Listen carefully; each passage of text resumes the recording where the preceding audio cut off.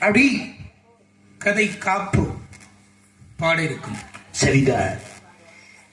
ஐயனுடன் மாலும் தேடி அடிமுடி காணாது இன்பம் இன்பம் நயனம் மூன்றுடைய வீர நாயகன் தன்னை போற்றி உயர்தன கூண்டாள் இந்த உரை மூவர் கதையை பாட பாட கடகரி முகத்தின் மீத கணபதி காப்புதா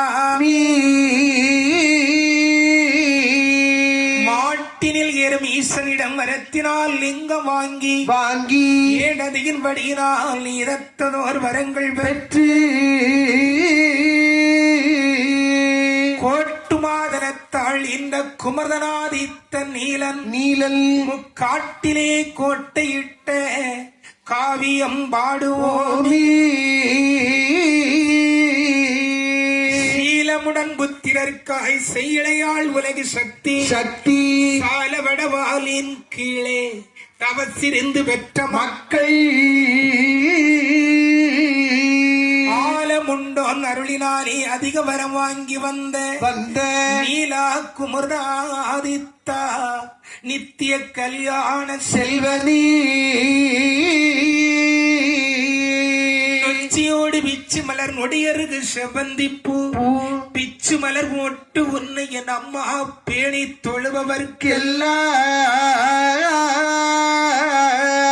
அச்சங்கள் காட்டாதே அவரிடத்தில் செல்லாதே அப்படி மெச்சும் புகழ் படைத்த மெல்லி முத்தார் அம்மணி ஊரே விளைந்தாலும் உள்பிடி நோய் வந்தாலும் ஓடேன் ஒளிய நம்மா உன் அடியவன் நான் அல்லவோ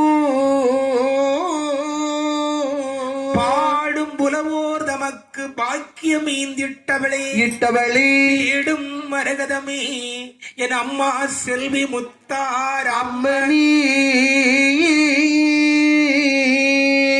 கல்லை நம்பி கயமலரும் கயத்தி நம்பி மீன் வளரும் மின்னல் மின்னி மழை பொழியும் வேலி நம்பி பயிர் எழும்பும்